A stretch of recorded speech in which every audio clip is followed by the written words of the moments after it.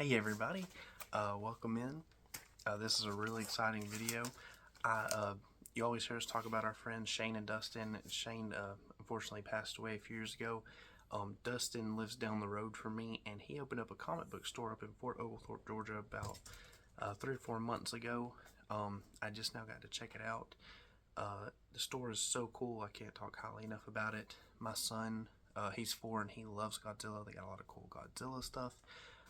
They have some really cool bins, some $5, some $10, some sets, really cool wall, lots of other things in there. They're getting into cards. They have a lot of toys, and figures, different things. So definitely, if you're in Fort Oglethorpe, Georgia, go check it out, or anywhere near there.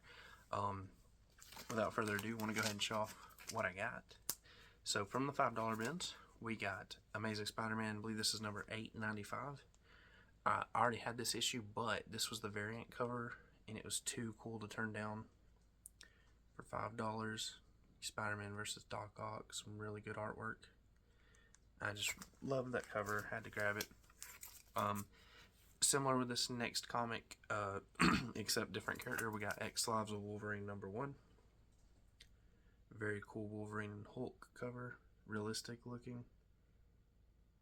I'm a sucker for those good covers. And again, I think that's another comic that I own, but I didn't have the variant cover. So, last but not least, I want to talk about this book a little bit before I show it. This is only my second ever graded comic.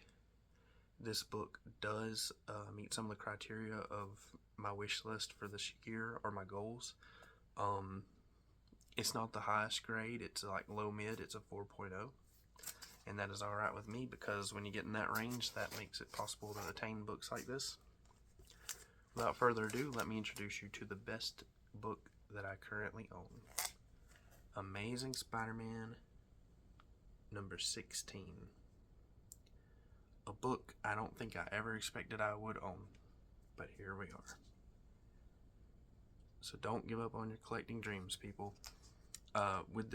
By owning this Spider-Man number 16, I now have a sub 20 issue. So I've cut into my sub 100s that I've been working so hard on over the years. We have first Spider-Man and Daredevil crossover. We have, this is the 4th ever appearance of Daredevil, I do believe. He's still in his old suit.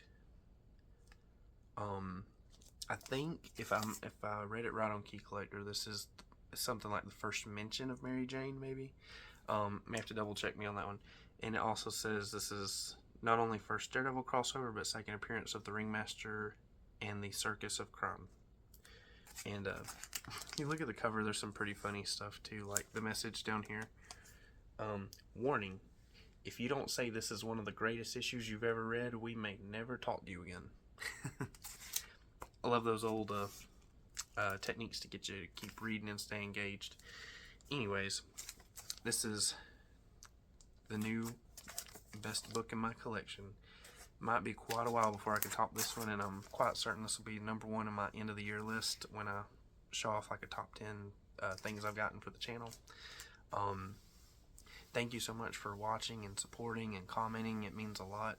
I think the thrill of making these videos and staying engaged with the community somewhat is just kind of part of the fun that keeps this going.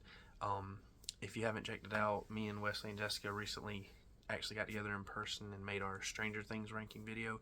If you haven't gotten to see that, our kids do make a lot of noise during it, but if you love Stranger Things and enjoy our content, please give it a try. After a while, your brain just starts ignoring the kids. Mine did, but maybe just because that's just my regular life. But anyways, thank you so much for watching. I do want to encourage you, if you're around Fort Oglethorpe, Georgia, please check out Ruff Edges Comics, or you can check them out on Facebook. Like I said, really cool store, and Dustin has a heck of an inventory just at his house.